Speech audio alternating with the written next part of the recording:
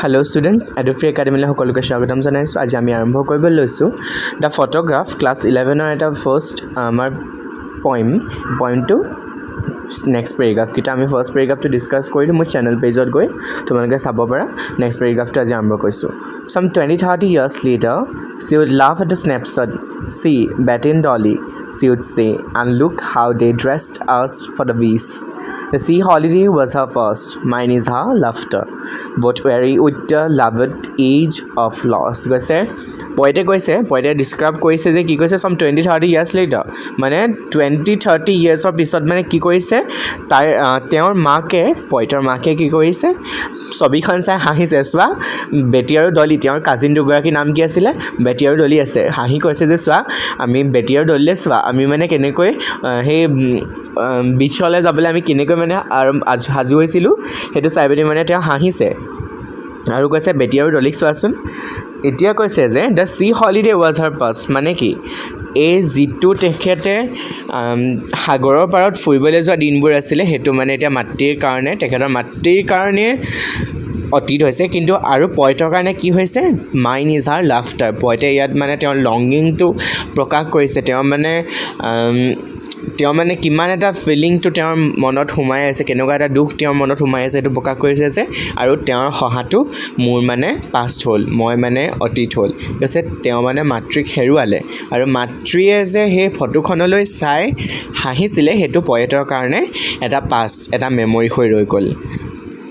আৰু দুইটা ঘটনাই মানে মাতৃয়ে যেতিয়া সেই স্নেপশ্বটখন চাই হাঁহিছিলে তেওঁৰ মনত কি আছিল সেই দিনবোৰে তেওঁৰ মনত এটা অলপ হলো দুখ দিছিলে যদিও তেওঁ মানে সেইখন চাই ভাল পাইছে তেওঁৰ মনত আগৰ স্মৃতিবোৰ আহিছে তথাপি সেই ছবিখনে তেওঁ অকমান দুখ দিছিলে তেনেকৈ পয়েটে কি হৈছে সেই পেইনটো মানে লেভুট বুলি কৈছে যে পেইনটো তেওঁ অনুভৱ কৰিছে যে তেওঁৰ মাতৃক হেৰুৱালে তেওঁৰ মাতৃৰ সেই হাঁহি থকা স্মৃতিবোৰ তেওঁ আজি ৰোমন্থন কৰিবলগীয়া হৈছে কাৰণ সেইবোৰ অতীত হৈ গ'ল দুইটা সিনাৰিওতে হৈছে কি তেওঁ মানে অতীতক ৰোমন্থন কৰি তেওঁ মানে মনত এটা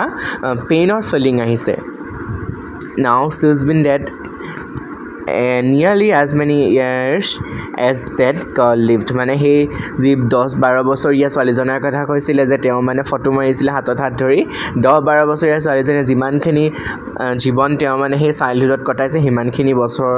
তেওঁ মানে পয়টৰ মাতৃ ঢুকুৱা তেওঁ মানে পাষ্ট এৱে হোৱা হৈ গৈছে মানে 10-12 বছৰমান হৈছে আৰু কি কৈছে and of this circumstance there is nothing to say at all its silences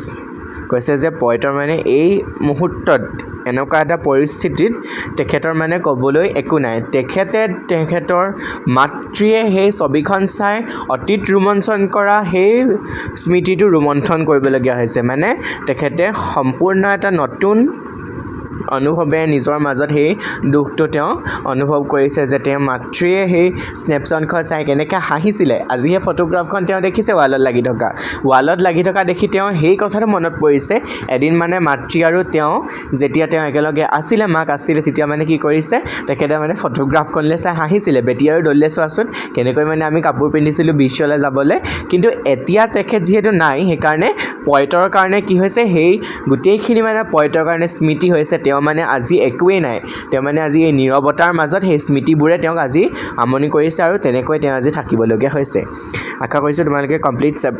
পয়েমটো বুজি পাইছা নেক্সট মই ইয়াৰ আহিবলগীয়া MCQ আৰু কুৱেশ্যন এনচাৰখিনি কৰিবলৈ ট্ৰাই কৰি দিম